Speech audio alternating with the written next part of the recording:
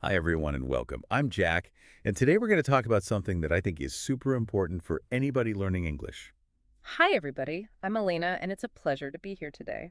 Yeah, I think self-doubt is something that a lot of people experience, particularly when they're trying to learn something new. Yeah, and it's so easy to just kind of get caught up in comparing yourself to other people and thinking, like, oh, I'm not as good as them, or I'll never be able to do it the way they do it. Yeah, and I think, one of the things to remember is that everybody's journey is different. We all come to this with different backgrounds, different experiences, and, comparing ourselves to others is just not helpful. It's like, you see somebody who can speak English really well, and you think, like, wow, I'll never be able to do that. Yeah, and it's like, you're creating this monster in the closet. Right. Where it's like this fear that's real, Yeah. but the monster doesn't really exist. Yeah.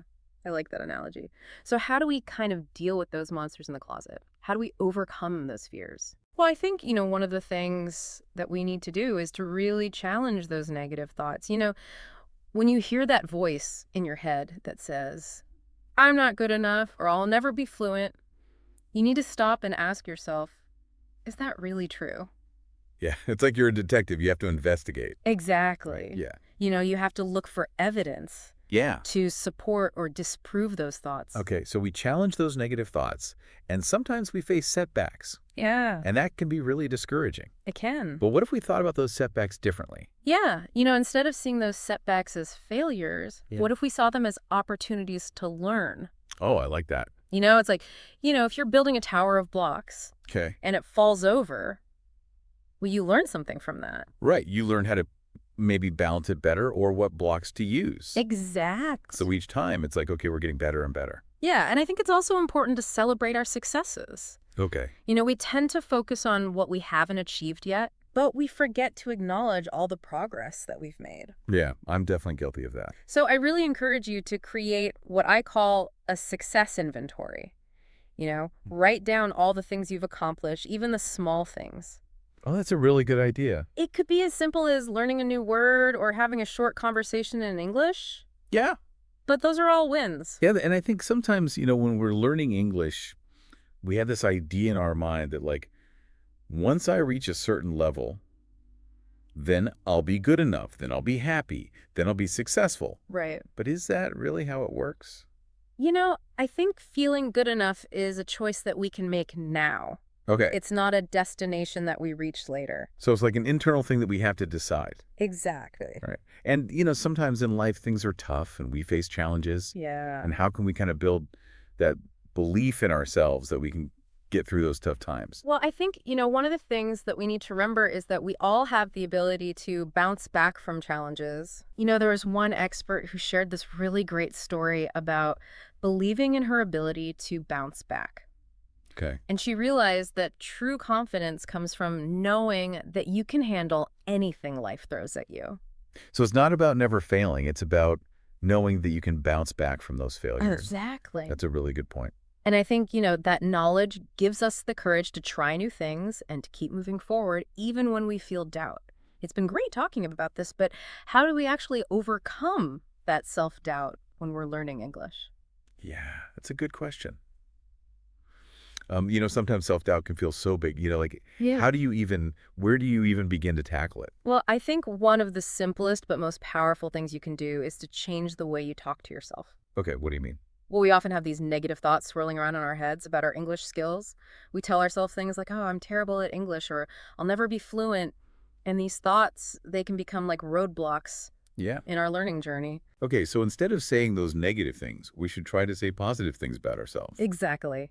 Instead of saying, I'm terrible at English, you could try saying something like, I'm learning and improving every day. Right. Even if you don't believe it at first, just keep repeating those positive statements. Hmm. It's like, planting a seed. At first you don't see anything. Yeah. But if you keep watering it and giving it sunlight, eventually it'll grow. I love that analogy. That's beautiful. And another powerful tool is to imagine yourself succeeding.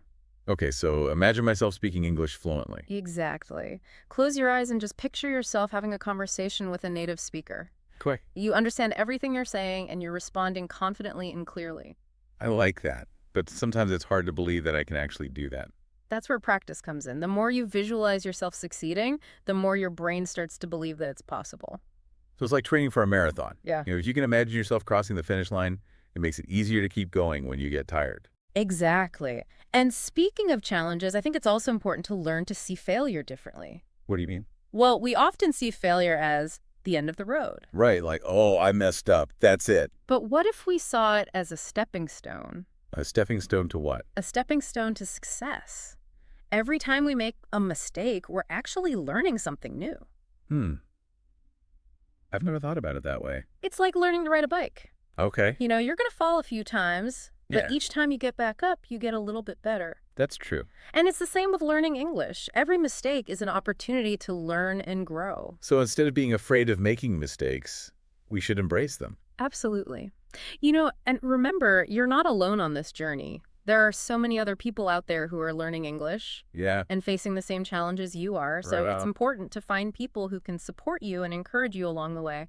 Okay, so find like a community or some friends. Yeah, it could be a teacher, a friend, a family member, or even an online community.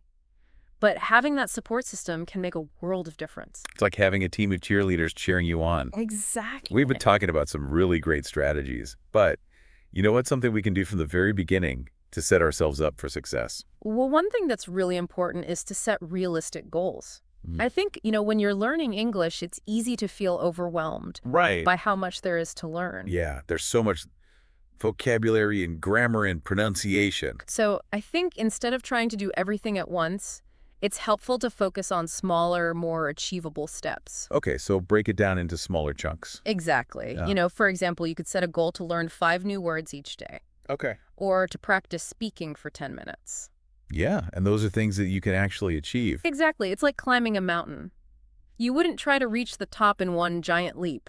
You would take it one step at a time. Yeah, that makes sense. And as you reach those smaller goals, you're going to build confidence and motivation to keep going. And it's not just about reaching the goal, it's about enjoying the process. Absolutely. We need to find ways to make learning English fun and engaging. Yeah, like what are some things that people can do to make it more fun? Well, maybe it's watching movies or listening to music or reading books in English. Right, find things that you actually enjoy. Exactly. So- Find activities that you enjoy and that make you want to learn. And when you're having fun, you're less likely to feel that self-doubt creeping in. Yeah, and it's important to celebrate those small wins. Absolutely. It's easy to get caught up in what we haven't achieved yet, but it's so important to acknowledge how far we've come. Yeah, how do we do that? Well, you could keep a journal to track your progress Yeah. or share your successes with friends and family. Oh, that's a good idea. It's amazing how much those small victories can really boost your confidence. Yeah, and sometimes I feel like I'm not making any progress at all. It's like Mhm. I've hit a wall and I can't get over it. Yeah. That's a common feeling, and it's called a plateau. A plateau. Yeah, and it's actually a natural part of the learning process. So it happens to everyone. It does. It happens to everyone. So first of all, don't panic. Okay. It doesn't mean that you're not learning. Even when it feels like you're not making progress, your brain is still working behind the scenes. So it's like, even though we don't see the progress, it's still happening. Exactly. It's like a plant growing underground. We don't see the roots growing, but they're still there getting stronger. Wow, that's a really good analogy. So keep practicing, keep learning, and trust that you'll break through that plateau eventually. This has been a really helpful conversation. Elena, I feel much more confident about my English learning journey now. I'm so glad to hear that. And remember, self-doubt is just a thought. It doesn't have to control you. We have the power to choose our thoughts and to believe in ourselves. And with the right tools and strategies, we can overcome self-doubt and achieve our goals. Well, thank you so much for being here today, Elena. This was a wonderful conversation. It was my pleasure. And to everyone listening out there, thank you for joining us, and keep believing in yourselves. We'll see you next time.